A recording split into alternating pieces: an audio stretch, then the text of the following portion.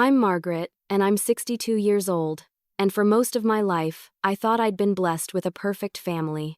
I'd built my little world on love, faith, and family values my late husband, Thomas, and I shared for over 30 years. When he passed away suddenly from a heart attack, I thought the pain would swallow me whole. The house felt too big, the bed too cold, and the mornings too quiet. But my son, Dylan, gave me a reason to keep going. He was my pride and joy, my one constant in a world that had fallen apart.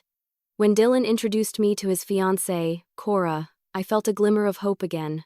She was in her late 20s, bright-eyed, polite, and always eager to help. From the very first dinner we shared, she treated me like family. She complimented my cooking, insisted on helping me clear the table, and even called me Mom before the wedding. I remember thinking, Thomas would have liked her. After they got married, Dylan and Cora moved into my home temporarily to save money for their own place. I didn't mind at all. The house no longer felt empty, and hearing laughter again in the kitchen gave me comfort I hadn't felt in years. Cora would bring me tea every morning, ask how I was feeling, and sometimes even bake muffins for breakfast. Around that time, my health began to shift. I'd always been fairly healthy, but I started having dizzy spells, headaches, and trouble sleeping. The doctor told me it was a combination of age, stress, and mild hypertension.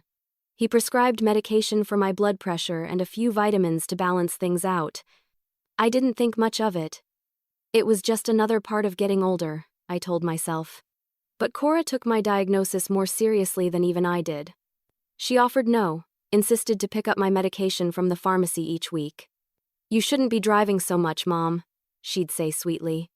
"Let me handle it. I don't mind at all." At first, I was touched.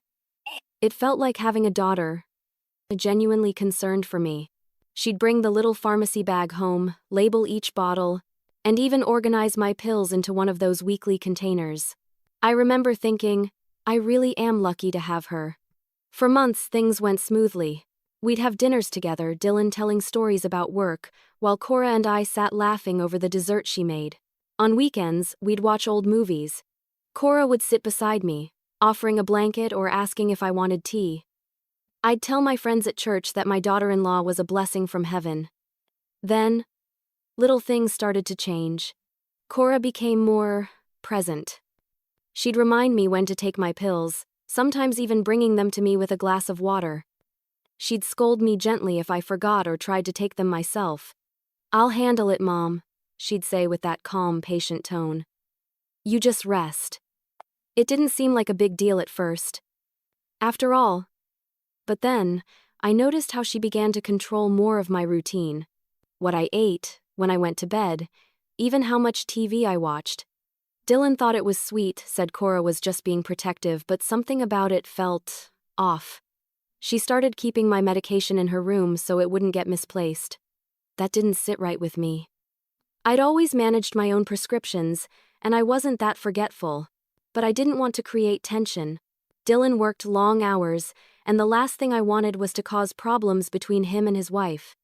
So, I kept quiet. Over time, my body began to change again.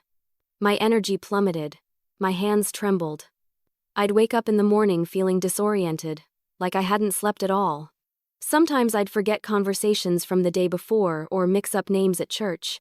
When I told Cora, she'd brush it off with a sympathetic smile. "It's normal, Mom. You're just tired. You need to let me take care of you." But my doctor didn't think it was just age. He ran tests, adjusted my medication, and still, the symptoms worsened. I couldn't understand why. Then came the night that changed everything. I had gotten up late for a glass of water and walked past the living room. The lights were dim, and I heard Cora's voice, low and sharp, on the phone. "No, she hasn't noticed anything yet," she said. Her tone was cold, businesslike, so unlike her usual cheerful self. There was a pause. "I told you. She takes them every night. It's only a matter of time." My breath caught in my throat.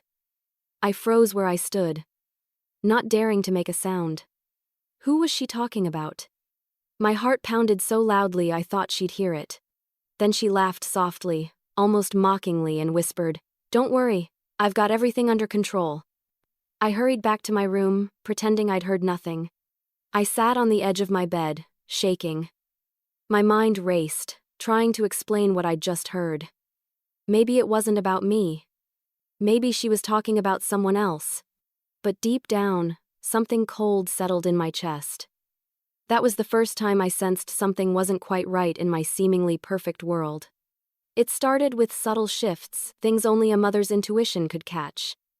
After that night, I couldn't stop replaying Cora's whispered words in my head. Maybe I'd misheard. Maybe she was talking about something completely unrelated. But every time I saw her after that, something in her eyes made my stomach tighten, a glint that wasn't warmth but calculation. I began paying closer attention. She was still polite, still smiling, but there was a new sharpness beneath her sweetness. Every gesture felt rehearsed. She'd hover near me when I took my pills, watching me swallow them before taking the glass away. "Good job, Mom," she'd say, as if I were a child. Soon, she began taking over more aspects of my life. At first it was small things. "Don't worry about cooking, Mom," or "I already cleaned your room." Then it became more invasive. She started managing my schedule. She told me what time I should go to bed and when I should take naps. She even rearranged my pill box, saying the doctor had changed the dosage, though I didn't remember any such instruction. Dylan, bless his heart, didn't notice a thing. He was working overtime at the architecture firm and often came home exhausted. To him, Cora was just being caring, keeping the household in order while he provided for us. He'd kiss her on the forehead and thank her for taking such good care of Mom. I didn't want to cause friction. I'd already lost one family to illness. I couldn't bear to risk losing another to suspicion. So, I stayed quiet. But the silence started to eat at me, especially as my health continued to decline for no clear reason. The dizzy spells worsened. I started dropping things. My hands would tremble so badly that I could barely hold a teacup. I was constantly exhausted. My vision sometimes blurring for seconds at a time. My doctor couldn't explain it. My blood work was normal. My blood pressure, oddly enough, was fluctuating wildly even though I never missed a dose of my medication. Cora, however, always had an answer. "It's just part of getting older, Mom. You need to trust me. You worry too much." But something about the way she said "trust me" made my skin crawl. I began to notice little details. My medication bottles were often open before I even touched them. Once, I found one of the bottles in the kitchen drawer instead of the bathroom cabinet where I usually kept them. Cora laughed it off, saying she must have moved it by accident while cleaning. But I couldn't shake the feeling that nothing was accidental anymore. Then came the memory lapses. I'd forget entire conversations or lose track of time. Once, I woke up on the couch in the middle of the afternoon, unsure how I got there. My mind felt foggy, as though someone had wrapped my thoughts in cotton. When I mentioned this to Cora, she smiled sympathetically and said, "That's normal, Mom. It's probably early menopause symptoms or stress." I may have been aging, but I wasn't stupid. I'd already gone through menopause 20 years ago. Still, I doubted myself. Maybe it was my mind slipping. Maybe I was imagining things because of that late-night phone call. After all, Cora was always attentive. She never raised her voice. She made me tea every morning and asked how I was feeling. Could such a sweet young woman really be hiding something sinister? But then, one morning while I was organizing my weekly pill box, something caught my eye. The small round pill for my blood pressure was a slightly different shade than before, a faint yellow tint instead of white. I turned the bottle in my hand. The label looked the same, the dosage identical. Still, my gut twisted. "Cora?" I called out, trying to sound casual. "Did the pharmacy change manufacturers or something?" She appeared almost instantly, wiping her hands on a towel. "Oh yes," she said, smiling too quickly. "They ran out of the regular brand, so they gave me a substitute. The pharmacist said it's exactly the same." Her explanation was smooth, confident, too confident. My unease deepened. I'd been taking medication long enough to know pharmacies always notify patients of such changes. And besides, wouldn't the pharmacist have mentioned it when I picked it up last month? Except, I hadn't picked it up. Cora had, every single time. That realization sent a chill through me. I'd handed over control of something as vital as my health without a second thought. For the next few days, I paid closer attention to my symptoms. The dizziness got worse. My speech slurred once at dinner, and Dylan looked alarmed, but Cora quickly explained she just stood up too fast. I wanted to protest, to tell him something was wrong, but I could barely think straight. Then, one afternoon, when Cora left to run errands, I decided to check the medication bottles myself. My hands shook as I lined them up on the counter. The pills looked slightly off, the texture, the smell, even the way they rattled in the bottles. I couldn't say why, but they didn't feel right. My instincts screamed that I needed answers. So I picked up the phone and called the pharmacy directly. The pharmacist, a kind man named Mr. Benton, recognized my name immediately. "Mrs. Lawson, how can I help you today?" I explained that my medication looked a little different this month and asked if there had been any change in suppliers. He paused for a moment, then said, "That's strange. According to our records, you haven't refilled that prescription in over a month." My heart stopped. "There must be some mistake," I said. "My daughter-in-law picks it up every week." "I'm sorry, ma'am," he replied gently. "We haven't dispensed that medication since your last in-person visit. I would recommend coming in yourself next time so we can sort this out." When I hung up the phone, my hands were trembling so badly that I nearly dropped the receiver. I stared at the bottle on the counter, my heart pounding in my ears. And that's when I realized that something much darker might be happening right under my roof. It happened one morning while I was sorting my weekly pill box. I sat at the kitchen table, my fingers trembling slightly as I lined up the little plastic compartments. Each slot represented a piece of my survival: morning, noon, evening. It had become such a routine part of my life that I didn't even think about it anymore. But that morning, something felt off.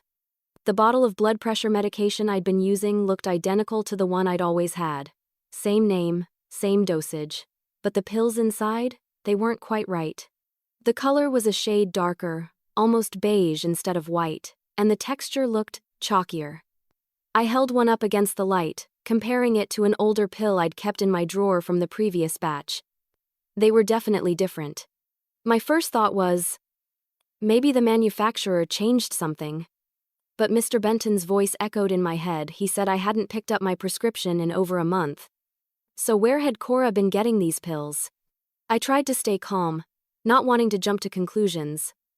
I waited until Cora came downstairs and casually asked her, "Honey, do you remember if the pharmacy changed brands for my medication?"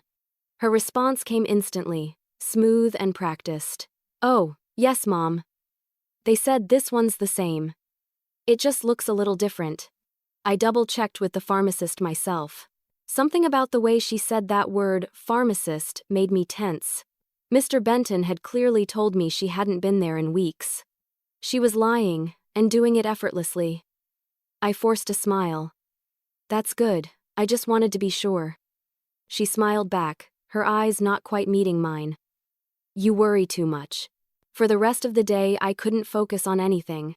Every sound in the house felt amplified: the hum of the fridge, the creak of the stairs, the whisper of Cora's voice as she hummed to herself while cleaning. My heart felt heavy. My thoughts muddled. By evening, I'd made up my mind. The next morning, I was going to the pharmacy myself. The following day, I told Cora I was meeting a friend for coffee, grabbed my purse, and drove to the pharmacy for the first time in months.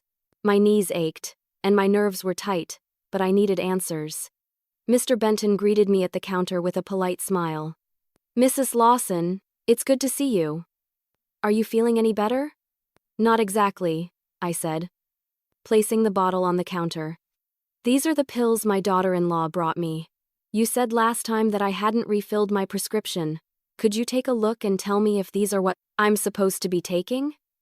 His expression changed immediately.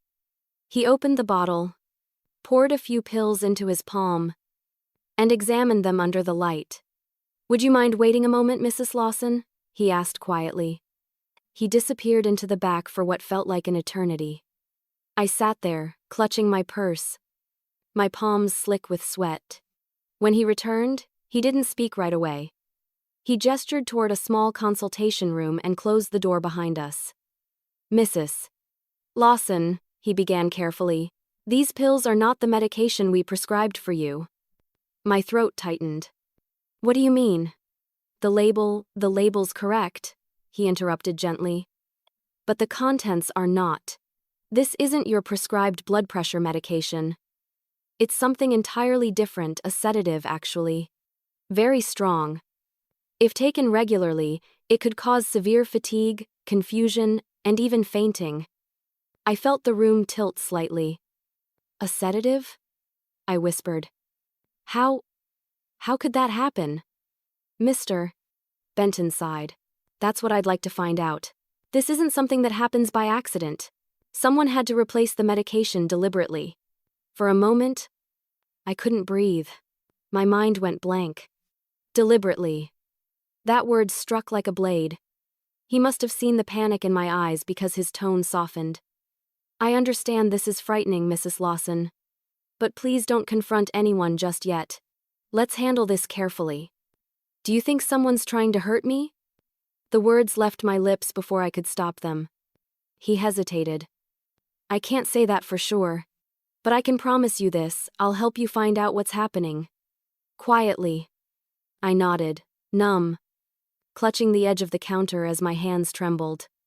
"Thank you," I whispered. "Please, don't tell anyone I came here." He agreed, promising to call me once he verified more details.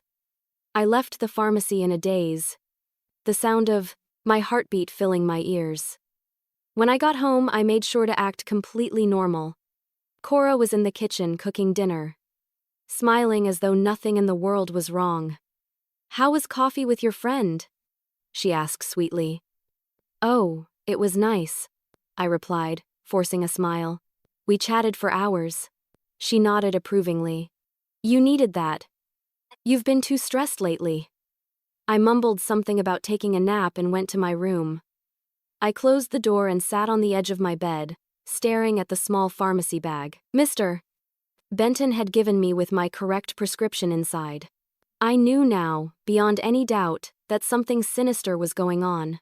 But I also knew I couldn't let on that I'd figured it out. That night, as I lay awake listening to the faint creak of footsteps in the hallway, I thought of every time Cora had brought me water, every time she'd smiled and said she was taking care of me. My skin crawled at the memory. What if someone had been giving me something else entirely? I wanted to believe it was just a misunderstanding until I saw her expression. The next evening, I sat in the living room pretending to read while my mind raced. The weight of what I'd learned pressed down on me, each breath shallow and uneasy. I told myself, maybe Mr. Benton was mistaken, maybe there'd been some mix-up, but the truth was already sitting in my chest, heavy and undeniable. I decided to test the waters to mention the pharmacy casually, to see how Cora would react. When she came in from the kitchen, drying her hands on a towel, I smiled and said lightly, "Oh, I called the pharmacy today. Mr. Benton was so helpful." Her reaction was immediate. She froze mid-step, her eyes flicking toward me before she forced a smile. "Oh? What did you need to call them for?" I shrugged, pretending not to notice the way her voice tightened. "Just wanted to ask about the new pills. They look different, and I wanted to be sure they were the same." Cora laughed, but it didn't sound genuine. "You didn't have to do that, Mom. I already told you they're the same." "I know, dear," I said softly. "I just wanted to double-check." Her jaw clenched for half a second before she turned away. "Well, next time you don't have to worry. I'll take care of it." The air in the room grew thick. I could almost hear the unspoken tension crackling between us. She didn't ask what Mr. Benton had said, didn't ask if everything was okay. She just wanted me to stop asking questions. That night, she was quieter than usual during dinner. Dylan chatted about his latest project, oblivious to the storm brewing just beneath the surface. I nodded and smiled where appropriate, but my appetite was gone. Every time I lifted my fork, I caught Cora watching me, her eyes darting toward my plate, toward my glass, as though keeping track of every bite and sip I took. I started feeling like a stranger in my own home. Over the next few days, she became even more controlling. She took over my meals, insisting I eat only what she prepared.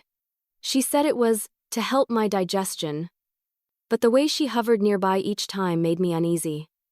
She also began keeping my medication entirely out of reach. "You're too forgetful lately," she'd said sweetly. "Let me handle it. You'll feel better if you don't have to think about it." Dylan didn't question it. He trusted her completely. And why wouldn't he? On the surface, she was the picture of a perfect wife, attentive, calm, organized. To him, I was just a fragile old woman grateful for her daughter-in-law's kindness. But beneath that facade, something malicious was blooming. I began to secretly avoid taking the pills she handed me. I'd pretend to swallow them, then hide them in my napkin or slip them into my pocket. Later, when I was alone, I'd tuck them away in a small jewelry box in my dresser. My plan was simple: gather enough evidence to bring back to Mr. Benton. Within a week, I'd collected nearly a dozen pills. Each one looked the same, the fake blood pressure medication that wasn't really mine. My strength was starting to return now that I was taking the real prescriptions Mr. Benton had given me in secret. My mind felt clearer. The fog that had clouded my thoughts began to lift. But that clarity came with a terrifying realization. Cora had been slowly trying to destroy me, one pill at a time. I didn't know her motive yet. Maybe money, maybe resentment. But there was no other explanation for what was happening. The following week, I made an excuse to visit the pharmacy again. I slipped the pills into a small plastic bag, careful not to let Cora see me leaving the house. When I handed them to Mr. Benton, he examined them closely. His face paled almost instantly. "Mrs. Lawson," he said in a low, urgent voice. "I can't say too much yet, but these are absolutely not the same medication. I need to verify the contents at the lab. Could you come back tomorrow morning?" I nodded, my mouth dry. "Is it dangerous?"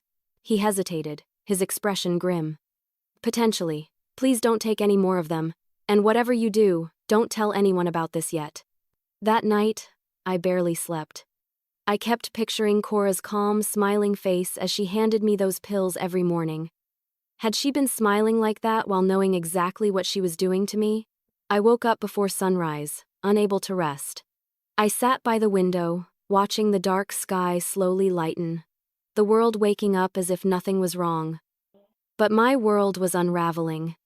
At breakfast, Cora acted normal, cheerful, humming as she cooked eggs. "Did you sleep okay?" she asked. "Better than usual," I lied. My hands shook slightly as I reached for my teacup. "That's good," she said, placing my pills next to the plate. "Don't forget to take these."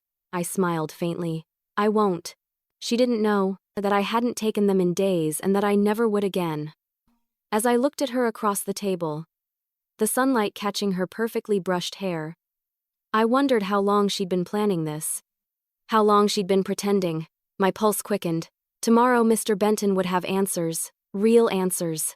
That night, I couldn't sleep, wondering what horrifying truth he had discovered. When I returned to the pharmacy the next morning, Mr. Benton's tone had completely changed. The usual warmth in his voice was gone, replaced by something serious and cautious. As soon as I walked in, he gestured for me to follow him into the small consultation room behind the counter. The fluorescent lights above us buzzed faintly, and I could feel my palms starting to sweat. He closed the door and turned to face me. "Mrs. Lawson," he began, his voice low and deliberate. "I've had those pills tested." I gripped my purse tightly. "And?" "They're not your medication, not even close." He paused, choosing his words carefully. "They contain a high dose of a prescription sedative, something that should only be taken under strict supervision and never for more than a few days at a time." I felt my stomach twist. "A sedative? But I've been taking them for weeks. Maybe months." Mr. Benton's expression tightened. "Prolonged use of this particular compound can cause confusion, severe fatigue, dizziness, even fainting spells. It can also build up in your bloodstream over time and affect your heart rate." My heart sank as his words settled in. Every symptom I'd been experiencing, the fogginess, the weakness, the memory lapses, it all made sense now. "Someone switched them," I whispered. Didn't they? He nodded grimly. Yes, and not by accident. Whoever did this went to some trouble to make it look convincing. The label was real, the bottle authentic, but the pills weren't. Someone deliberately replaced your medication. I felt my throat tighten. But who would do something like that? He didn't answer. He didn't have to. I already knew the answer. The image of Cora's careful smile, her watchful eyes as I swallowed each pill, flashed in my mind. My stomach turned. I don't want to alarm you, Mr. Benton continued. But this is serious. I've reported the discrepancy to your doctor, but I haven't mentioned any names. If someone in your household is responsible, confronting them could be dangerous. Dangerous. The word hit me like a stone. I'd been living under the same roof as someone who might have been trying to kill me, and I'd smiled at her every day, thanked her for her kindness. I swallowed hard. What should I do? He hesitated for a moment, then leaned forward slightly. Let me help you. Quietly. I can prepare your actual medication, the correct one, but I'll make it look identical to the ones you've been getting. I'll even put them in the same kind of bottle. If someone switches them again, we'll know for sure. I blinked. You mean, a trap? He nodded once. Exactly. A safe one. If the person tampering with your medication replaces these, we'll have proof and you'll stay safe because you'll already be taking the real thing. A nervous laugh escaped me. Mr. Benton, you sound like a detective, he smiled faintly. Let's just say I've seen enough strange cases to know when something's not right. I agreed to his plan, though my mind was spinning. He told me to come back the next day to pick up the new set, a version only he and I would recognize. He would place a small, almost invisible mark inside the label on the bottle. Something that wouldn't be noticeable unless you were looking for it. As I left the pharmacy, I felt a strange mix of dread and hope. Dread, because I finally understood the danger I was in. Hope, because at least now I wasn't alone. When I arrived home, Cora was waiting in the kitchen, arms folded. Where were you? She asked. Her voice light but her eyes sharp. I forced a small smile. Just went for a walk. It's a beautiful day. Without telling me? She said with a little laugh, tilting her head. You should have called. I worry when you go out alone. I'm fine, I said softly. I just needed some air. Her gaze lingered on me for a long moment before she finally turned back to the sink. All right. But next time, let me come with you, okay? I nodded, but inside I was trembling. If she knew I'd been to the pharmacy, I had no idea how she'd react. That night, I double-checked my door lock for the first time since Dylan got married. I lay awake, staring at the ceiling, wondering how someone so sweet, so gentle, could hide such darkness inside her. The next morning, I returned to the pharmacy. Mr. Benton handed me a new bag, identical to the ones Cora always picked up. Everything's ready, he said. The medication inside is completely correct. But remember, if she switches them again, we'll know. I thanked him quietly, clutching the bag like it was a lifeline. When I got home, I placed the new bottle in the cabinet exactly where Cora expected it to be. I didn't say a word. That evening, when she came home from work, she went straight to the kitchen, as always, humming softly. Later, when I checked the cabinet before bed, my heart stopped. The bottle was there, but the small hidden mark Mr. Benton had made inside the label was gone. It had been replaced. Again. I stood there in silence, my pulse thundering in my ears, my breath shallow. The room around me blurred.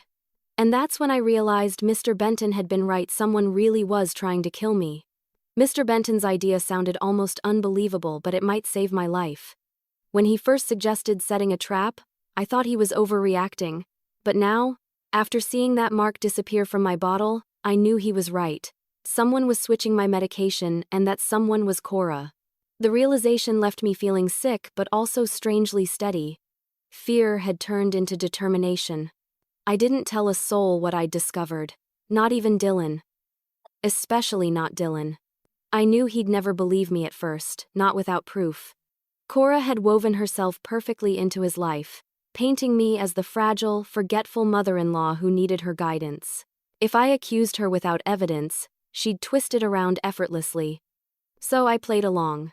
The next morning, I pretended nothing had happened. I thanked Cora for bringing me breakfast and chatted about a television show we'd both been watching. My voice was calm, steady, even cheerful. Inside, my mind was racing, every word rehearsed. That afternoon, I called Mr. Benton again. I told him what I'd found, that the marked bottle he gave me had been switched within 24 hours. He didn't sound surprised. "All right," he said quietly. "We're going to take this one step further. I want you to keep the switched bottle exactly as it is.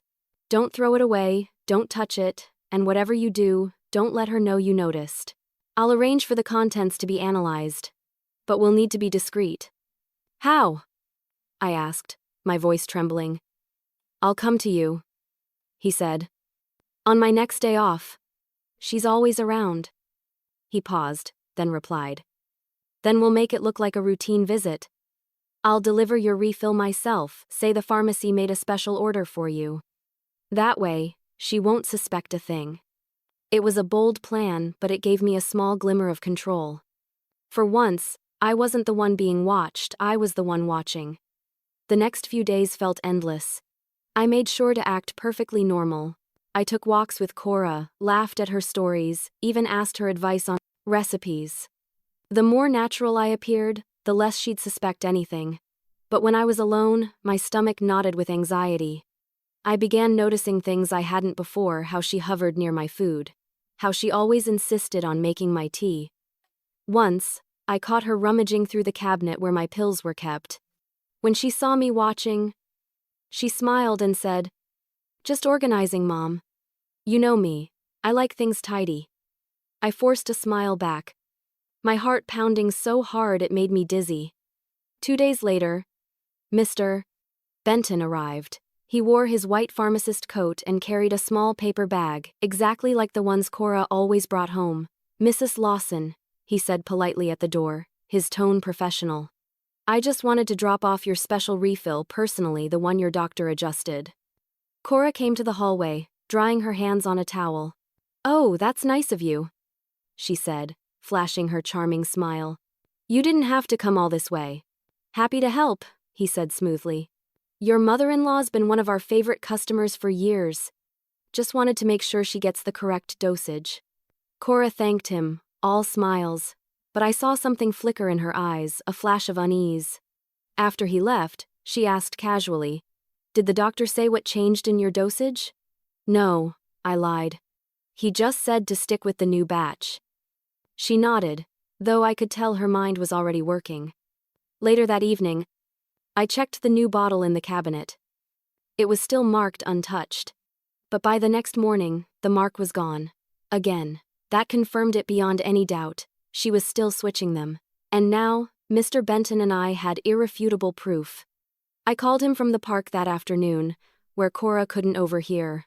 My voice shook as I told him what had happened. He exhaled slowly. "I'll contact the authorities, but we'll need to proceed carefully. If she suspects anything, she might panic. Do not confront her yet. Keep everything normal." Normal. How could anything feel normal now? I was sharing meals with someone who'd been slowly poisoning me, living under the same roof as a woman who smiled in my face while replacing my medication with something meant to break me down. That night, I couldn't bring myself to sleep. I lay awake, listening to the faint creaks of the old house, the steady hum of the refrigerator, and the soft shuffle of footsteps outside my door. I couldn't tell if it was Dylan or her. I didn't want to find out. The next morning, I went about my routine carefully, acting as though nothing had changed. I took the pills she offered, pretending to swallow. She smiled approvingly. "That's my good girl," she said in a sing-song tone, turning away to rinse the cup. I felt rage bubble up inside me, but I swallowed it down. I wasn't ready to strike, not yet. I tucked the new switched bottle safely away in my dresser and took the real pills Mr. Benton had given me instead. For the first time in months, I felt like I had the upper hand. When Cora came into my room later that day, she stood by the door, watching me with that same calm smile she always wore. "You're looking better lately," she said softly. Maybe the new medication's finally working. I smiled faintly. Yes, dear, I replied. Maybe it is. But inside, I was no longer afraid of her. I was preparing for what came next. Now. It wasn't just suspicion, it was proof. Cora continued acting innocent, but I began to see her motives unfolding. Now that I had proof, every move she made revealed something new. The subtle glances, the too sweet smiles, the careful phrasing, they all began to form a pattern I'd been blind to before. It wasn't just about control or resentment anymore. Cora wanted something from me, something that would only be hers if I were out of the picture. It started to make sense when she began bringing up practical topics with Dylan. Over dinner, she'd mention things like wills, property transfers, or what would happen if Mom's health gets worse. She phrased it kindly, almost affectionately, as if she were worried about me. But every time she spoke about it, her eyes flicked toward me, measuring my reaction, gauging whether I understood the hidden meaning. One night, I caught her in Dylan's study, rummaging through drawers. When I asked what she was doing, she laughed nervously and said she was looking for a pen. But later, I noticed Dylan's insurance papers were slightly out of place, as if someone had been studying them.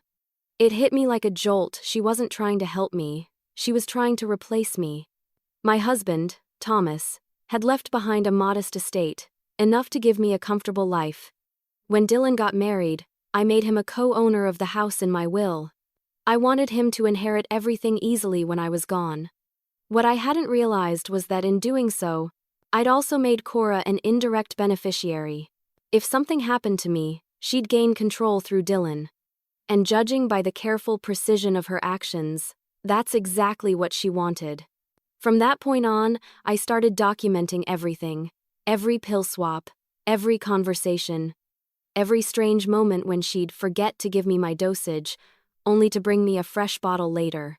Mr. Benton and I had agreed it was the only way to make a solid case if authorities got involved. He even gave me a small notebook to record everything in, telling me quietly, "Write it as if you're leaving breadcrumbs for the truth." So I did. Each entry began the same way. Day 1, she brought me tea again. I didn't drink it. Day 2, the bottle in the cabinet changed overnight. Day 5, she asked about the will. The more I wrote, the clearer her pattern became. It wasn't random, it was methodical. She was weakening me slowly, waiting for me to become too frail to speak up or think clearly. And when that day came, she'd likely have Dylan move my name off the finances, citing mental decline. But what she didn't know was that I wasn't declining anymore. I was getting stronger. With the real medication back in my system, my clarity returned.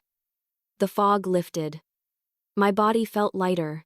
I started walking more, cooking small meals again, doing crossword puzzles to keep my mind sharp. The more alive I looked, the more unsettled Cora became. One morning she came into the kitchen, watching as I scrambled eggs. "You're up early," she said softly. "Yes," I replied, smiling. "I thought I'd make breakfast for you and Dylan for a change." Her expression tightened, just for a moment. "You really shouldn't overexert yourself, Mom. Remember what the doctor said?" "I feel great lately," I said, flipping the eggs with practiced ease. "I think I'm finally getting better." She forced a smile. "That's wonderful." But her eyes, those eyes told a different story. They weren't happy for me. They were calculating, watching, adjusting. Over the next week, she grew more possessive. She started following me from room to room, offering help I didn't ask for. Once, when I tried to go for a walk alone, she appeared at the door with my coat, insisting she join me. "I just want to make sure you don't get dizzy again," she said, voice dripping with false concern. I knew then that she suspected something. Still, I kept up the charade. I made sure she believed her plan was still working. Each time she handed me my pills, I pretended to swallow them. She'd smile in satisfaction, not realizing I slipped them into my pocket. My little jewelry box in the dresser was nearly full now, proof stacked neatly like trophies of her deceit. Then came the evening that solidified everything. We were watching television when she turned to me and said casually, Mom, you should really let me handle the bills for a while. You've got too much on your plate, and I don't want you to stress. My fingers tightened around my teacup. That's kind of you, dear, I said, forcing calmness into my voice. But I've managed my finances just fine for decades. She laughed lightly. Of course, I know that. I just think it's time you let others help. You've done so much for everyone, maybe it's time to let someone do something for you. Her tone was sweet, but her eyes were cold. There was no warmth behind her words, only intent. That night, I wrote a longer entry in my notebook than ever before. I wrote everything she said, every glance, every gesture. I even recorded a voice memo on my phone when she came to check on me before bed. In that recording, her voice was soft and eerie. You're looking so peaceful lately, Mom. It's good to see you resting. You deserve it. Then, after a pause, barely audible, she whispered, some people just need rest permanently. I froze, listening to it the first time. Then I played it again and again, making sure I wasn't imagining it. The words were real. The intent unmistakable. The next morning, I took the recording and my notes to the pharmacy, where Mr. Benton met me in his office. His face turned pale as he listened. Mrs. Lawson, he said quietly, you can't stay silent any longer. This has gone far beyond suspicion.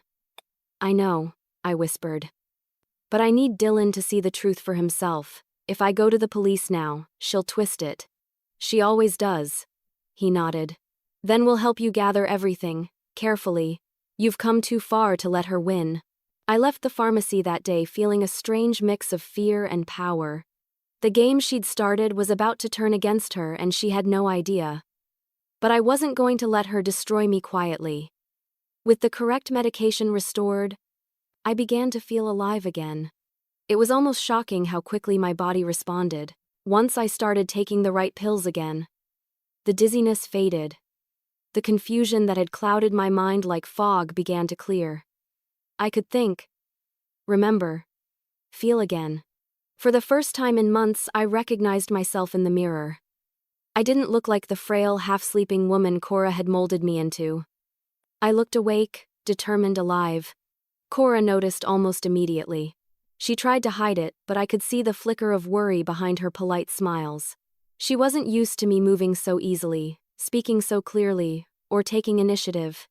I started cooking small meals again, folding my own laundry, and even watering the garden. You should really be resting, Mom, she said one morning. Her tone sugary but stiff. I've done enough resting, I replied lightly. I feel good. I think my body's catching up now that I'm sleeping better. Her lips tightened. That's good, she said, forcing a smile that didn't reach her eyes. It was subtle, but I could feel her control slipping and she could too. I began reclaiming little pieces of my life. I set up my own doctor's appointment, double-checked all my prescriptions, and quietly informed the clinic that I'd be picking up my medication personally from now on. Mr. Benton was delighted to hear it. That's the spirit, Mrs. Lawson, he said. You're taking your life back, one refill at a time. We had an understanding he'd keep a careful watch on any new prescriptions, noting if anyone else tried to collect them under my name. Meanwhile, I continued gathering evidence. Mr. Benton's tests confirmed it. The pills Cora had given me contained dangerously high doses of sedatives and barbiturates. Enough to keep someone drowsy and dependent indefinitely or worse, trigger a heart attack under the right conditions. He'd filed an anonymous report to authorities, ensuring the investigation would begin quietly. That gave me comfort, but I knew it wasn't over yet. Cora still lived under my roof. Dylan remained oblivious, though I couldn't blame him. He loved her deeply, and she played the role of the perfect wife flawlessly. To him, my recovery was simply a sign that Cora's care was working. He'd say things like, "She really helped you get better, Mom," and my heart would ache, knowing how wrong he was. I didn't correct him, not yet. The truth had to come out at the right time. In a way he couldn't deny. One evening, as we all sat down for dinner, I decided to test her calm facade. I told them that Mr. Benton had been very helpful lately, helping me get back on track with my medication. At the mention of his name, Cora's fork froze halfway to her mouth. "Oh?" she asked, forcing a laugh. "He's that older pharmacist, right? You still go to him?" "Yes," I said, smiling faintly. "He's wonderful. Very thorough. He even called me to make sure I'm taking the correct doses." She nodded, but her hand trembled slightly as she set down her fork. "That's very professional of him." Dylan didn't notice. But I did. The mask she'd worn so effortlessly was cracking. That night, I heard her pacing in the hallway outside my door. Her steps were soft but hurried, like someone thinking too loudly inside their own head. I pretended to be asleep, my breathing steady, my eyes half closed. She opened the door slightly, the light from the hall spilling in. I didn't move. After a few seconds, she closed the door quietly and walked away. I exhaled slowly, my hands shaking under the blanket. Over the next few days, she became increasingly jumpy. She double-checked my pills more often than usual, hovering nearby as I took them. But I was prepared each time. I faked it flawlessly.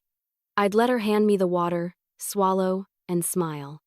When she turned her back, I'd slip the pill into my napkin or pocket.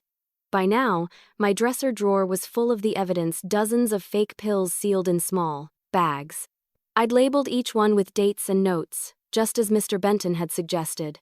Together, we were building a case she could never talk her way out of. Then, a week later, the phone rang. It was Mr. Benton. His voice was calm but purposeful. "Mrs. Lawson," he said, "the lab results are finalized. The pills contain dangerously high levels of sedatives, almost triple the recommended dosage. Long-term use could have stopped your heart." I gripped the phone, my throat tightening. "So I really could have died?" "Yes," he said quietly. "But we caught it in time. I've already passed the findings along to the appropriate authorities. They'll handle this carefully." I thanked him, tears welling in my eyes. "You saved my life, Mr. Benton." He paused for a moment. "You saved yourself, Mrs. Lawson. You trusted your instincts. That's what made the difference." After that call, I knew there was no turning back. The wheels were already in motion. That evening, Dylan mentioned casually that a police officer had called him earlier asking for verification about our address. "Probably a clerical thing," he said with a shrug. I said nothing, but my heart raced. It had begun. Later, I caught Cora watching me from across the room. Her expression wasn't one of warmth or curiosity, it was pure calculation. I held her gaze, forcing a calm smile. She looked away first. In that moment, I knew the truth was closing in on her. Whether she realized it or not. The cracks were spreading through her perfect little act, and soon, there'd be nowhere left for her to hide. I could tell she knew her plan was beginning to crumble. The police visit came sooner than I expected. It was a gray Thursday morning when the knock came at the door, firm, deliberate, and unmistakably official. Cora was in the kitchen making coffee, humming softly as if everything in the world was perfectly normal. I was sitting in the living room reading the paper when the sound startled both of us. She froze mid-motion, her hand tightening around the coffee pot. "Who's that?" she asked, her voice sharp under the surface of politeness. "I'll get it," I said, standing slowly and walking to the door. When I opened it, 2 uniformed officers stood there, hats tucked under their arms. One of them, a tall woman with kind eyes, gave me a small nod. "Good morning, ma'am." "Are you Mrs. Margaret Lawson?" "Yes," I said carefully. "Is something wrong?" "Not at all," she replied gently. "We just need to ask you a few questions about a matter reported by your pharmacy. It'll only take a few minutes." Behind me, I heard Cora's steps approaching. "Officers?" she said sweetly, wiping her hands on a towel. "What's going on?" "We just need to speak privately with Mrs. Lawson for a moment," the officer said politely. I caught the flicker of alarm in Cora's eyes before she turned away, her expression tight. "Of course," she said softly. "I'll just finish breakfast." I invited the officers inside and led them to the small sitting room off the hallway. The female officer, Detective Howard, introduced herself and her partner, Officer Mills. "Mrs. Lawson," she began. "Your pharmacist, Mr. Benton." provided information suggesting there's been tampering with your prescribed medication. We're here to verify what you've experienced and to gather your statement. My hands trembled slightly, but I nodded. Yes, I said, my voice barely above a whisper. He's right. Someone's been switching my pills. Over the next 20 minutes, I told them everything about the color change, the phone call to the pharmacy, Mr. Benton's hidden mark, and the multiple swaps I'd discovered afterward. I even showed them the bags of fake pills I'd kept hidden in my dresser. They took careful notes, labeling each bag as evidence. Detective Howard's expression grew more serious with every double-tans detail. You did the right thing, Mrs. Lawson, she said finally. You handled this carefully. If you hadn't acted when you did, the consequences could have been fatal. So, you believe me? She nodded firmly. Absolutely. And we'll handle this discreetly. But we'll need to interview anyone with access to your medication. Does anyone else live here? Yes, I said quietly. My son, Dylan, and his wife, Cora. The detectives exchanged a glance. We'll need to speak with them, Officer Mills said. I felt my pulse quicken. Please, I whispered. Don't tell them I contacted Mr. Benton first. If she suspects I know, I'm afraid she might do something rash. Detective Howard nodded in understanding. We'll be careful. We'll phrase everything as a routine verification. When they left, they assured me they'd return later that week for follow-up interviews. I felt a flicker of relief but also a new wave of dread. Because if Cora had already grown suspicious of me before, she was about to become dangerous now. And I didn't have to wait long. That evening, Dylan came home looking confused. Mom, he said, stepping into the living room. Did you know the police came by this morning? I froze, the air catching in my chest. Yes, I said cautiously. They just had a few questions. About what? Before I could answer, Cora appeared behind him, her voice calm but tight. They said it was a routine check from the pharmacy, something about dosage verification. But I find it odd, don't you, Dylan? Why would they need to talk to Mom alone? Her words were sugar-coated, but the venom underneath was clear. Dylan frowned, glancing between us. I don't know. Maybe it's just a safety thing. Cora smiled faintly. Maybe. But Mom's been acting strange lately, hasn't she? Distracted? Forgetful? Maybe the police just wanted to make sure she's managing okay. My heart pounded in my chest. She was already twisting it, laying the groundwork to discredit me. I stood up, forcing my voice to remain calm. Cora, that's not fair. You know perfectly well why they came. They're investigating the medication mix-up. Her eyes widened slightly, just a flicker before she quickly covered it with a laugh. Oh, that? I told you, Mom. It's nothing. Probably a labeling error. Then why are you so nervous about it? I asked quietly. For the first time, her mask cracked. Her smile faded, her tone sharpened. I'm not nervous. I just don't like people snooping around my home. Our home. Dylan corrected gently, though his tone carried confusion. Cora turned toward him, her expression softening instantly. Of course, our home, she said sweetly.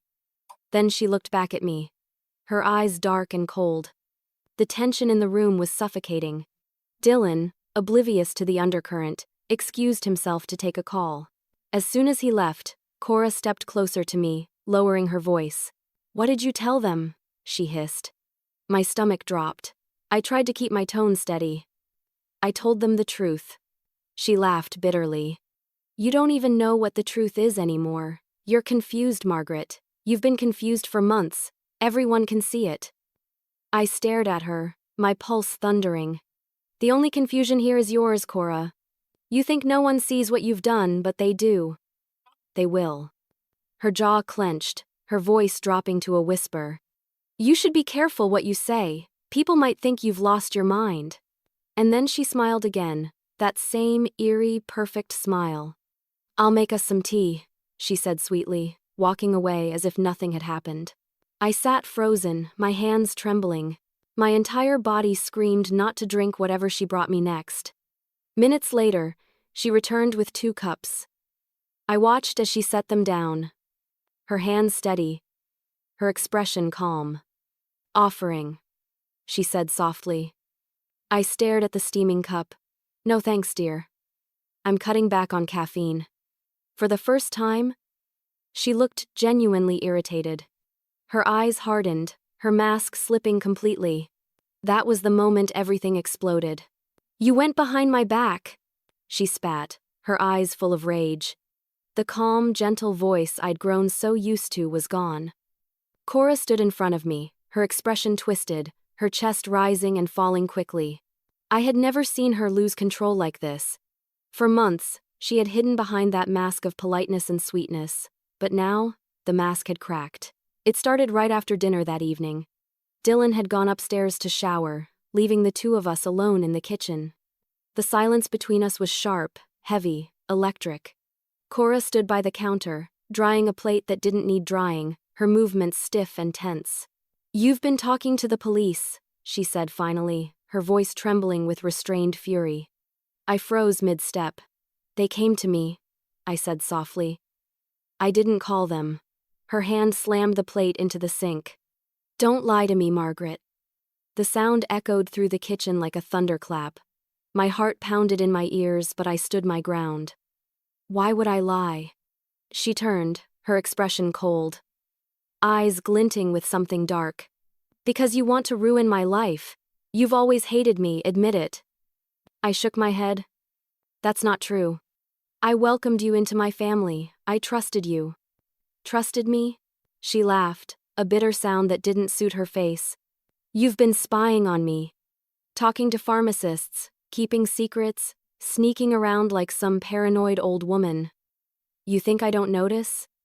Her voice had risen now, sharp enough to pierce the walls. I tried to stay calm, aware that Dylan might hear. You replaced my medication, Cora. You were giving me something that made me sick. She froze, eyes widening for a fraction of a second, before narrowing again. You don't know what you're talking about.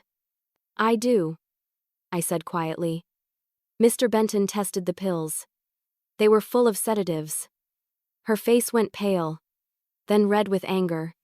You're insane. You don't have proof. I have plenty, I said firmly. And so do the police. For a moment, she just stared at me. Her jaw clenched. Then her expression shifted, the anger fading into something colder, more dangerous. You weren't supposed to find out yet, she muttered under her breath. The words slipped out like a confession, soft but sharp. My breath caught in my throat. What did you just say? She looked up, realizing too late what she'd revealed. Nothing. You're hearing things again. But it was too late. I'd heard her clearly. At that exact moment, Dylan's voice echoed from the top of the stairs. What's going on down there?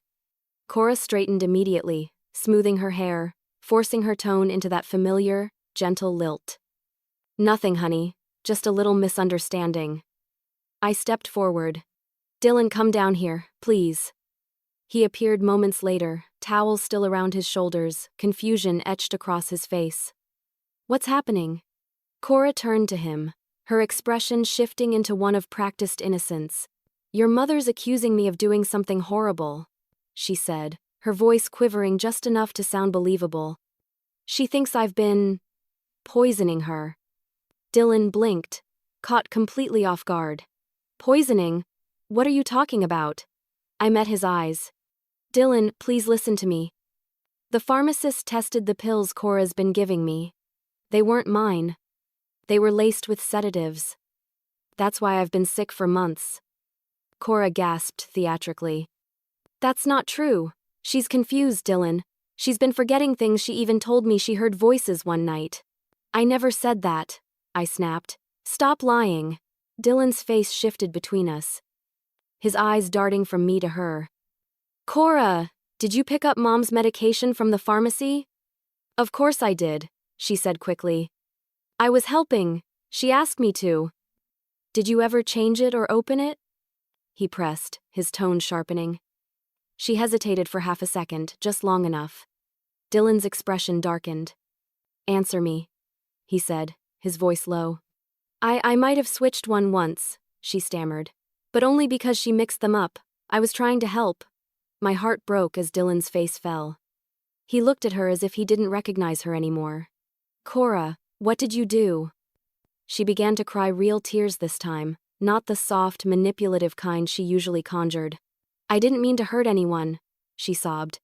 I thought if she relied on me more, she'd finally respect me.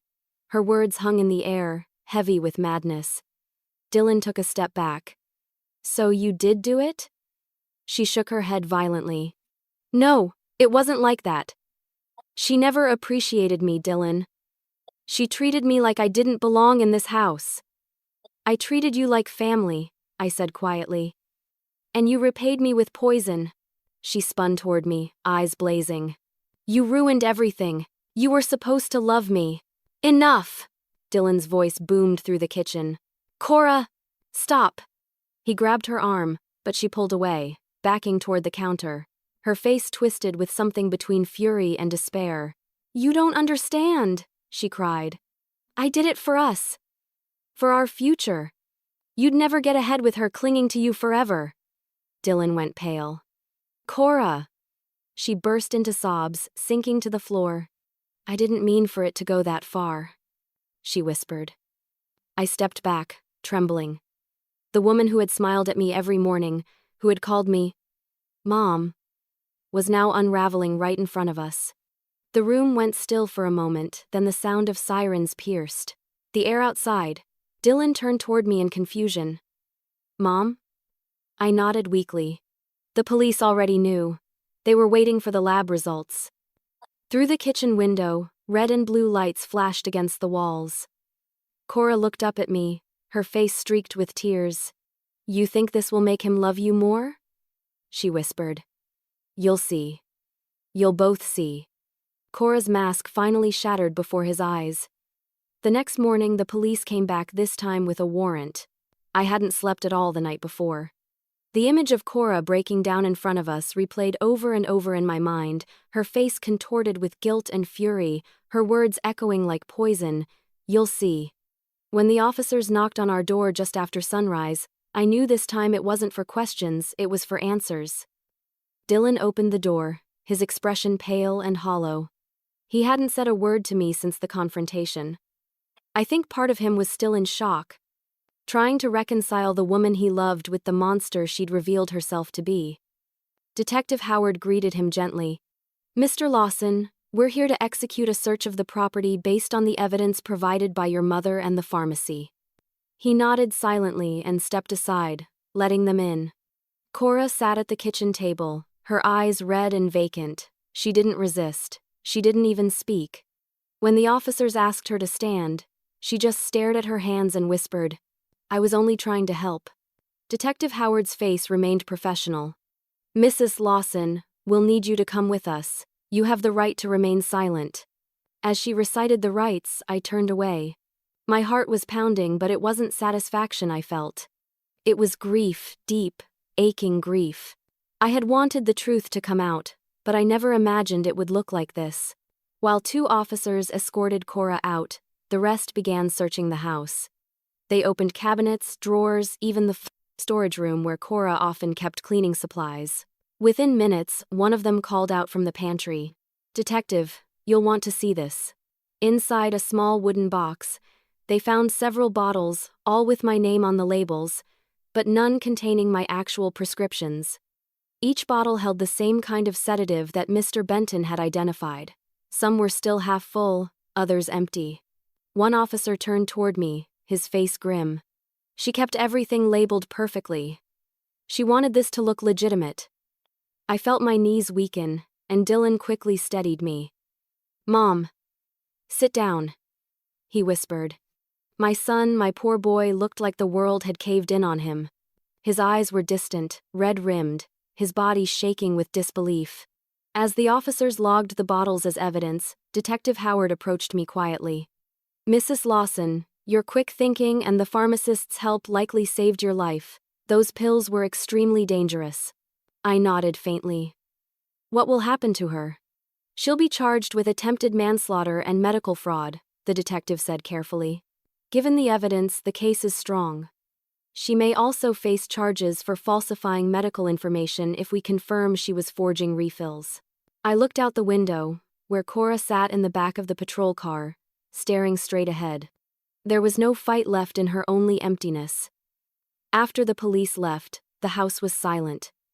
Too silent. The only sound was the ticking of the clock on the wall. Dylan stood in the doorway, his shoulders slumped, his eyes fixed on nothing. "I don't understand," he said finally, his voice cracking. "She was my wife, Mom. She said she loved us." I placed a hand on his arm. "I think she loved control more." He sank into a chair, burying his face in his hands. "She could have killed you," he whispered. "All this time, she could have killed you." I wanted to say something comforting, but the truth was, there were no words that could heal what had just been shattered. His marriage, his trust, his peace of mind, all of it was gone. Later that day, Mr. Benton stopped by to check on me. He didn't stay long, just enough to see that I was safe. "I heard about the arrest," he said quietly. "I wanted to see how you were holding up." "I'm all right," I said softly, though the tremor in my voice betrayed me. He nodded knowingly. "It'll take time, but you did everything right, Mrs. Lawson. You followed your instincts. Most people wouldn't have noticed until it was too late. I almost didn't. I wanted so badly to believe she was good." He sighed. "Evil doesn't always come with a warning label." That night, Dylan and I sat together on the couch, the TV flickering silently in the background. He hadn't eaten all day, neither had I. "She told me she wanted to take care of you," he said suddenly. "I thought she meant it. I thought she just wanted to be part of the family." "She did," I said quietly. "But her version of family was twisted. She wanted control, not connection." He looked at me, tears welling in his eyes. "I'm so sorry, Mom." I shook my head. "Don't apologize. You couldn't have known." But the guilt in his face said otherwise. The next morning, I found a note from him on the kitchen counter. He'd gone to stay with a friend for a few days. "I just need to clear my head," he wrote. I couldn't blame him. The home that once felt warm and full of love was now thick with betrayal. The days that followed were quiet but heavy. Neighbors came by with food, whispering their shock, their sympathy. Some offered comfort, others asked questions I didn't have answers to. Everyone had seen Cora as the perfect wife, gentle, helpful, the kind of daughter-in-law people envied. No one imagined she could have such darkness inside her. When I finally went to bed that night, exhaustion washing over me, I lay awake staring at the ceiling, letting the silence settle. I had survived. Yes, but the cost of that survival was the death of everything I thought I knew about my family. But the worst part was still watching my son's heart break. It took months before life felt even remotely normal again. After the police took Cora away, the house became unbearably quiet. Her presence had left behind an echo not just in the rooms she used to clean, or the scent of her perfume that lingered faintly on the curtains, but in the atmosphere itself. There was a heaviness that didn't lift for a long time. Dylan didn't come home for a week. I understood why. His world had been turned upside down, his wife in jail, his trust shattered, and the image of the life he'd built now nothing more than a painful illusion. When he finally did come back, he looked older. The bright, easy smile he'd always carried was gone. We sat together in the living room for a long time without speaking. The silence between us wasn't uncomfortable, just heavy with things we couldn't yet say. Finally, he spoke. "Mom, I don't even know who I am anymore." I reached for his hand. "You're still my son. That hasn't changed." He looked down, his voice breaking. "She said she loved me. She said she loved us." "I think she loved the idea of power," I said softly, "not the reality of love." He nodded, tears slipping down his cheeks. It was the first time I'd seen him cry since he was a child. That moment broke my heart more than anything else because I realized how deeply Cora's deceit had wounded him, not just as a husband, but as a human being. Over the following months, we began to rebuild, one fragile piece at a time. Dylan started therapy, something he had always resisted before. It helped him unravel the manipulation he'd been living under for years, the subtle gaslighting, the emotional control, the constant sense of walking on eggshells that he hadn't even recognized until it was gone. For me, healing came in quieter ways. I focused on small victories, taking my morning walks again, baking on Sundays, tending to the roses in the garden. Simple things that reminded me I was alive, that I was me. Mr. Benton became a steady presence in my recovery. He checked on me every week, making sure my medications stayed correct and my health remained stable. Sometimes we'd talk about ordinary things, weather, books, the silly things people said at the pharmacy. Other times, we'd sit in silence, sharing an unspoken understanding. "You were incredibly brave, Mrs. Lawson," he told me one afternoon as I picked up a refill. "Most people in your situation wouldn't have caught on in time." "I don't feel brave," I admitted. "I feel tired." He smiled gently. "That's what surviving feels like. You fought a battle you didn't even know you were in and you won." His words stayed with me. The community's reaction was mixed. Neighbors I'd known for years came by, offering casseroles and condolences, shaking their heads in disbelief. "We never would have guessed," one woman said. "She seemed like such a sweetheart." I nodded politely, though the phrase seemed like echoed painfully. I'd been fooled too by that same smile, that same tone of innocence. It made me question everything I thought I knew about people. As the months passed, I learned that Cora had tried to access my estate records before her arrest. Investigators found emails and documents showing she'd been planning to have me declared mentally unfit, citing confusion and declining health as her justification. Once that happened, she would have gained control over my finances through Dylan. The thought made me shudder. She hadn't just wanted me sick, she'd wanted me powerless. But she didn't win. The court proceedings took nearly a year.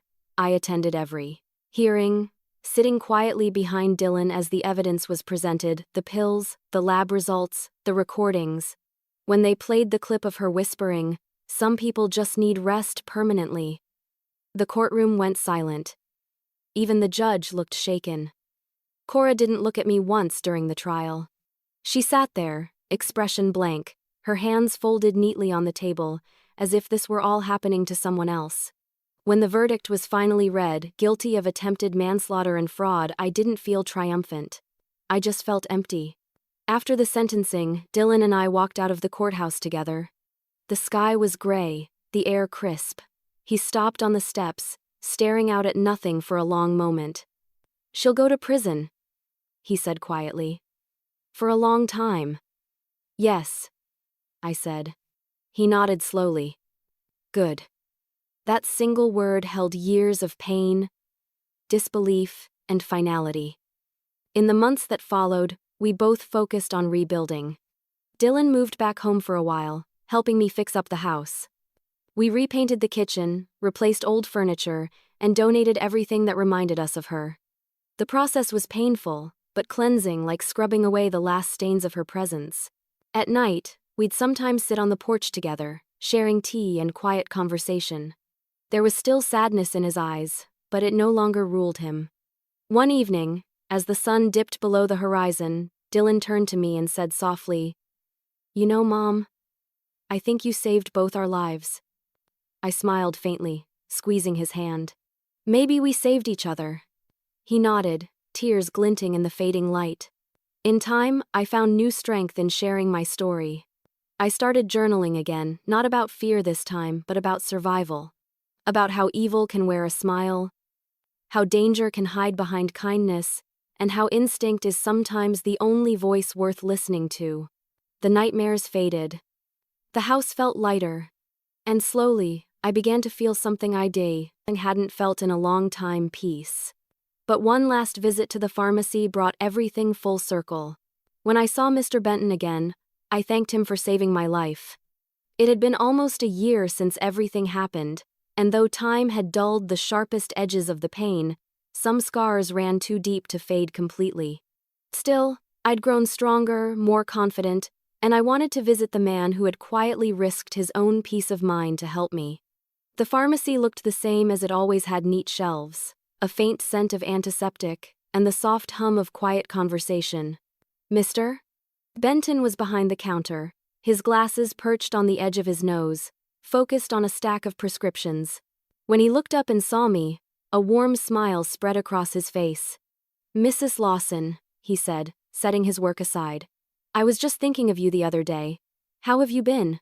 Better, I said honestly. Alive, thanks to you. He chuckled softly, shaking his head. I can't take credit for that. You're the one who followed your instincts. We sat down at the small consultation table, just like we had so many times before. For a moment, neither of us spoke. I looked around the familiar space, the shelves lined with medicine bottles, the quiet hum of the refrigerator in the back, and thought of how this place, of all places, had been my turning point. I never thanked you properly, I said finally. If it weren't for you, I don't think I'd be here. His eyes softened. You thanked me plenty. But there's something I never told you, Mrs. Lawson. I frowned. What do you mean? He leaned back slightly, folding his hands. When you first called about your medication, when you told me it looked different, I already suspected something was wrong. I blinked. You did? He nodded. I've seen medication errors before, but something about your case didn't fit. The dates, the refill patterns, the quantities, none of it made sense. So, before you even came in that first time, I checked your records. I leaned forward, my pulse quickening. What did you find? He hesitated. There were multiple refill attempts under your name made by someone else. The system had flagged it, but whoever was behind the counter at the time dismissed it, thinking it was authorized by family. My breath caught. Cora. He nodded grimly. That's what I thought. I didn't want to alarm you until I had something concrete, so when you came in, I decided to test the theory. That's why I created the marked bottle, not just to catch her, but to confirm she was the one doing it. I sat there, in stunned silence. You already knew? He sighed. I suspected, but I needed you to see it for yourself. If I'd gone straight to the police, they might have dismissed it as a family misunderstanding. But once we had proof that the bottle was switched, they had no choice but to take it seriously. I stared at him, a mix of gratitude and awe washing over me. You didn't just help me, you protected me. He smiled modestly. Let's just say I've learned to listen when something feels off. You're not the first person I've helped in a situation like that, though yours was by far the worst. I've seen family members steal medication, alter dosages, but never something quite so deliberate. Were you ever afraid? I asked quietly. That she might find out what you were doing? He chuckled softly, though his eyes were serious. I was cautious, yes. I made sure my name wasn't mentioned in any report until after her arrest. People like that. They don't just manipulate one person, they manipulate everyone around them. I couldn't risk her trying to retaliate before you were safe. I sat back, taking in everything he'd said. You must have gone above and beyond for me. He shrugged gently. I just did my job and maybe a little more. But you were the one who made it possible. You listened to that inner voice when everything told you not to. That's what saved you, Mrs. Lawson. Instinct. His words stayed with me. For so long I had doubted myself, second-guessed every decision, every feeling. But hearing that from him, a man who had seen countless lives cross his counter, made me realize that sometimes, survival depends less on proof and more on intuition. As we sat there, a quiet understanding passed between us. We'd shared something terrible, but also something deeply human, the moment when compassion becomes courage. Before I left, he reached into his drawer and handed me a small card. We've started a new program, he said. Workshops for seniors about medication safety. I think your story could help people. I looked at the card, then at him. You want me to speak? If you're comfortable, he said. You've got a voice people will listen to. For a moment, I hesitated. The idea of reliving everything made my stomach twist. But then I thought of all the others, the mothers, grandmothers, fathers, who might be silently suffering, too trusting, too polite to question what's handed to them. I'll do it, I said finally. He smiled. Good, you'll make a difference, Mrs. Lawson. As I stood to leave, I looked around one last time at the shelves of medicine, symbols of both healing and harm. You know, I said softly, it's strange. I used to think pills were what kept me alive, but it wasn't the medicine, was it? Mr. Benton smiled faintly. No, it was the truth. I nodded, feeling a swell of peace wash over me. And people like you, he laughed quietly. I just do what I can. As I stepped outside into the crisp afternoon air, I realized that for the first time in a long while, I wasn't afraid. I didn't look over my shoulder. I didn't question what might go wrong next. Because in that little pharmacy, surrounded by bottles and quiet courage, I'd learned that heroes don't always wear uniforms. Sometimes they wear name tags and save lives one quiet decision at a time. And his words gave me the closure I didn't know I needed. It's been 2 years since that nightmare ended, and I've learned what trust truly means. The days feel lighter now, calm, steady, almost tender in their simplicity. I still live in the same house, but it doesn't feel haunted anymore. The ghosts of betrayal have faded, replaced by quiet routines and small joys I once took for granted. I wake up early, make my own breakfast, and walk to the park down the street every morning. It sounds ordinary, but to me, it's freedom. After the trial, Dylan and I decided it was time for a change. The house held too many memories, both good and painful, so we sold it and moved into a smaller place closer to town. It's cozy, bright, and filled with sunlight. For the first time in years, I can look around my kitchen and not feel afraid of what might be in a cup or bottle. Dylan is healing too.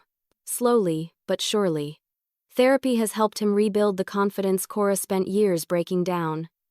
He's gone back to work full-time, though he visits me every evening after his shift.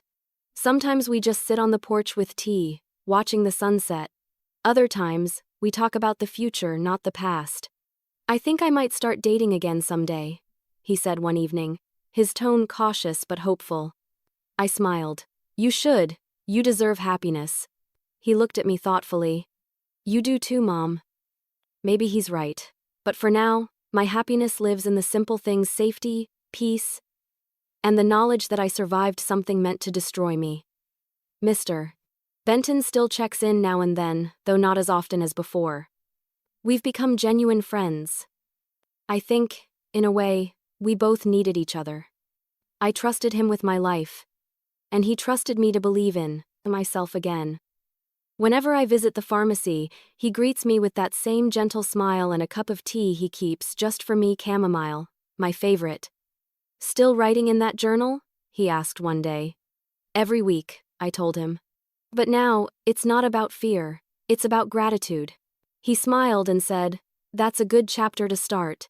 Through him, I've also become part of a community I never expected to join.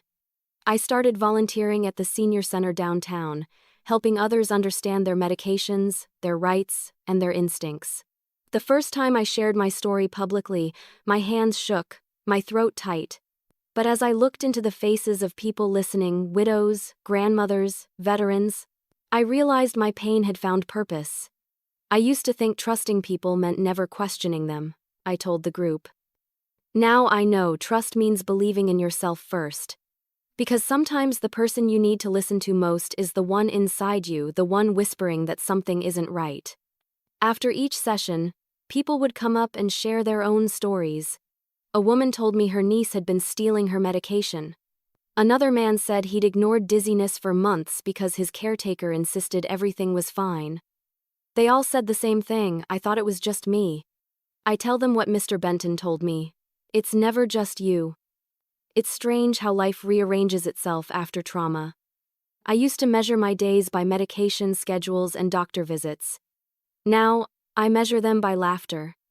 By the smell of freshly baked bread. By the sound of Dylan's car pulling into the driveway each evening. As for Cora, she's still serving her sentence. I receive the occasional update from the court, but I don't dwell on it. I don't hate her anymore. Hatred only keeps the wound open, and I've had enough pain to last a lifetime. Forgiveness doesn't mean forgetting. It just means I refuse to carry her darkness any further. Sometimes I still think about the what-ifs. What if I hadn't noticed the color of that pill? What if Mr. Benton hadn't listened? What if I'd kept trusting blindly? Those thoughts used to terrify me. Now they humble me. Life, I've learned, hangs on the smallest moments. The choice to ask one more question. The courage to trust one uneasy feeling. On quiet evenings, I sit by my window and write in my journal. I start every entry the same way. I'm still here. It reminds me of everything I've overcome, the lies, the manipulation, the fear. I survived not because I was fearless, but because I refused to stop listening to that small, trembling voice inside that said, "Something's wrong." One afternoon, I ran into Mr. Benton at the park. He was out for a walk, the wind tugging at his white coat. We sat on a bench and watched the ducks glide across the pond. "You look good, Mrs. Lawson," he said with a smile. "Peace suits you." "Thank you," I replied. "I owe that peace to a few good people," he chuckled. "Maybe. But mostly to yourself." I thought about that as we sat there. The sunlight filtering through the trees. He was right. For so long, I'd thought someone else had saved me, the pharmacist, the police, even Dylan. But in truth, I had saved myself the moment I chose to question, to act, to fight quietly for the truth. Evil had lived under my roof. It had smiled at my dinner table. It had called me Mom, but it didn't win. It tried to take my life, my trust, and my peace, but in losing all of that, I found something stronger. Strength, clarity, freedom. Now, when I take my medication each morning, I whisper a little prayer, not just of gratitude for the life I still have, but for the lesson I'll never forget. Because when deceit nearly killed me, truth and a kind stranger brought me back to life.